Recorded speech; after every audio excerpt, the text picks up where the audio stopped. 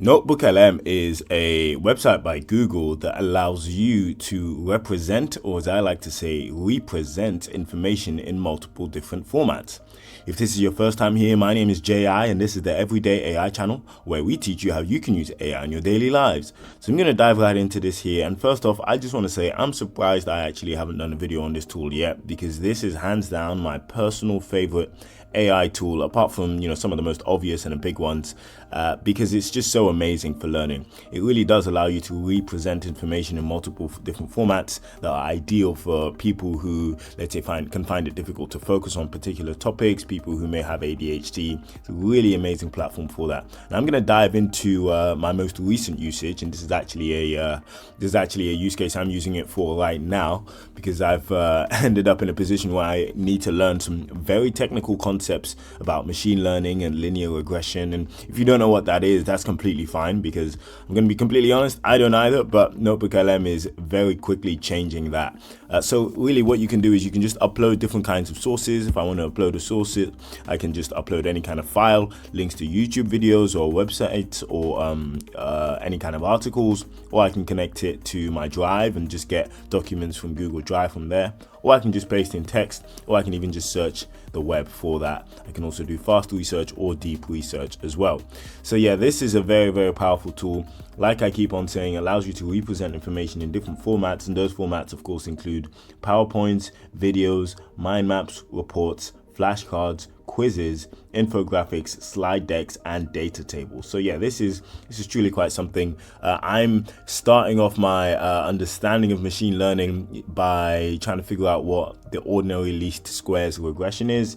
Now, of course, I'm using this as an example because this is a very technical concept. This is pretty much data science 101. So don't worry if you don't understand this. But yeah, I'm just using this as an example to show you all how you can learn things that may seem like impossible to learn. And yeah, just have it in multiple different formats. What I really like as well is the fact that the podcast allows you to actually interrupt it halfway through, ask questions or give your input, and then it will dynamically change what it was going to say based off of what you've actually provided as a question or just as a thought whilst you've interrupted it. So that's a really powerful, I think it's an amazing tool. So I'm just going here and I'm looking at the regression quiz. So what is the primary objective of ordinary least squares model method when fitting a linear regression model? So we've got here to maximize the correlation between individual explanatory variables and the response variables. Okay, so to minimize the sum of absolute differences, to minimize the sum of squared differences between. Okay, so what I'm going to do, because is I'm actually going to go into this hint. So consider the meaning of each word in the name ordinary least squares, especially the last two. So this also gives you hints as well. You can select whether you think this is good content or bad content. I'm going to go back to the studio, and as you can see, I've already created a few different things here. If I go and click on this slide deck of how to derive the normal equation, you can see here we've got these pages here, and everything is explained quite clearly. Now, for someone who, like myself, who I guess for the average person or by the average person, I'm considered quite technical. This stuff is, it's certainly not easy, but once you get it, it actually kind of makes sense. It certainly is all completely logical. And I do feel myself slowly starting to understand what all of this means. But yeah, it would have definitely been a lot more difficult to understand if it wasn't for platforms like NotebookLM. I'm also a big fan of mind maps, as you can see. So we've got this mind map here. I can look at the core concepts.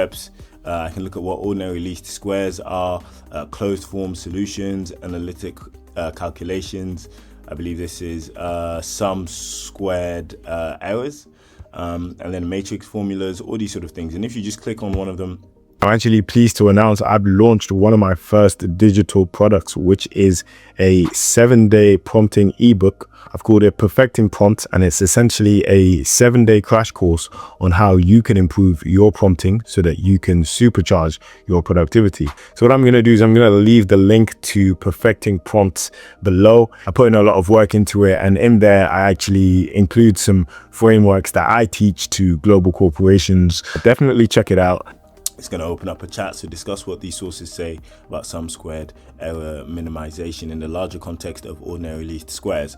So yeah, this is definitely an amazing platform. You can click on things in a mind map and it will open up this chat, and then you can say, re-explain this to me like I'm 5 years old or 10 years old, or however you want to phrase it. So yeah, definitely check out NotebookLM. Like I said, it's one of my personal favorite tools because it is hands down the absolute best platform out at the moment for learning. If you enjoyed the video, please make sure you subscribe.